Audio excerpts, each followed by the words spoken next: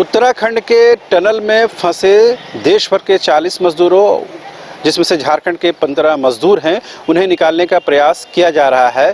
फिलहाल कोशिश इस बात की जा रही है कि पाइप डाल करके उन तक पहुंचा जाए और उनको फिर उसी पाइप के माध्यम से निकाला जाए। इस वक्त हम मौजूद हैं श्रम विभाग के कार्यालय के बगल में, जहां पर कुछ पानी के पाइप्स रखे गए हैं। हालांकि ये वो पाइप नहीं है जिसके माध्यम से उनको निकालने का प्रयास किया जा रहा है, लेकिन इसी प्रकार का जो पाइप है उसको ड्रिल करके सुरंग के अंदर डाला जा रहा है और इसी के सहारे एक के बाद एक 40 मजदूरों को निकाला जाएगा। हालांकि उनका जो व्यास है, इसके व्यास से अंतर आगे पीछे हो सकता है, लेकिन इसी तरह का जो पाइप है उसको उस सुरंग में डाला जाएगा और उस सुरंग के माध्यम से, इसी पाइप के माध्यम से एक एक मजदूर जो हैं वो बाहर आएंगे। इस बात की कोशिश की जा रही है और अच्छी खबर ये है कि आज देर शाम तक ये जो ड्रिलिंग का काम है वो पूरा हो जाएगा, जिसके बाद मजदूरों को उस टनल से निकालने का काम जो है वो शुरू हो जाएगा।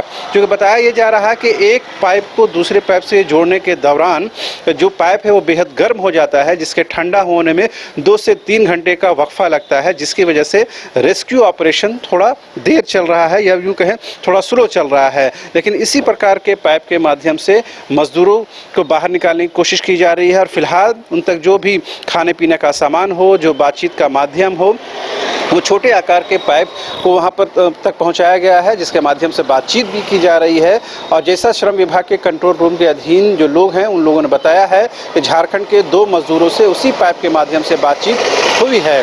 तो ये पाइप जो है उन तमाम मजदूरों के लिए, तमाम फंसे मजदूरों के लिए लाइफलाइन हो सकती है अगर ये उन तक पहुँच जाता है। और बहुत मुमकिन है कि आज ये काम पूरा हो जाएगा, क्योंकि जो ड्रिलिंग के लिए और जो मशीनें हैं वो दिल्ली से मंगाई गई हैं और उन्नत किस्म की मशीनें हैं और जो बिल्कुल इसमें जो टैलेंटेड लोग हैं उनको लगाया गया है, ताकि जल्द से जल्द जो ये रेस्क्यू ऑपरेशन का काम जो है वो फुलफिल हो सके और मजदूरों को इस तरह के पाइप के से बाहर निकाला जा सके। क्योंकि बेहद ही मुश्किल है, क्योंकि वहाँ पर पत्थर हैं, पत्थर को काट करके ऐसे पाइप को ड्रिल करके वहाँ तक पहुँचाना, फिर उनको जोड़ना, जाहिर सी बात है बहुत कॉम्प्लिकेटेड काम है ये। और उन मजदूरों को कोई नुकसान भी ना पहुँचे, इस बात की कोशिश की जा रही है और लगातार मजदूरों से बात करके उनका धैर्य भी रखने की कोशिश की जा रही है, उनके परिजनों को भी संभालने की कोशिश की जा रही है। लेकिन ये जो पाइप है, इस तरह के पाइप है, यही जीवन रेखा है उनके लिए और इसी तरह के पाइप के माध्यम से जो है उनको निकालने का प्रयास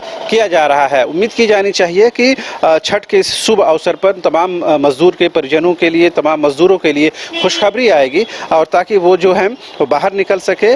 और कंट्रोल रूम के माध्यम से ये भी बताया जा रहा है कि मजदूरों की जो स्थिति है, यानी जो फिजिकली वो लोग फिट हैं, उनकी मानसिक और शारीरिक स्थिति ठीक है, वो बातचीत कर रहे हैं। लेकिन जाहिर सी बात है पिछले 6 दिनों से फंसे होने की वजह से वो थोड़ी परेशान तो ज़रूर हैं और जितना जल्द से जल्द उनको निकाला जाएगा उनके लिए बेहतर होगा, उनके परिजनों के लिए बेहतर होगा। लिहाजा ये रास्ता निकाला गया है कि ऐसे पाइप के माध्यम से उन तक पहुंचा जाए और उसी पाइप के माध्यम से एक के बाद एक मजदूरों को उस फंसे हुए सुरंग से बाहर निकाला जाए।